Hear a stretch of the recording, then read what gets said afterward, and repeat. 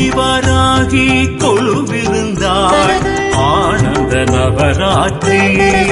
தஞ்சை ஆதிவராகி கொலுவிருந்தாள் ஆனந்த நவராத்திரி. நான் முகியாள் வீணை மீட்ட நாரணியாள் தாழும் கூட்ட சுவாசினிகள் மாலை சாற்ற சுமங்கலிகள் தீபம் ஏற்ற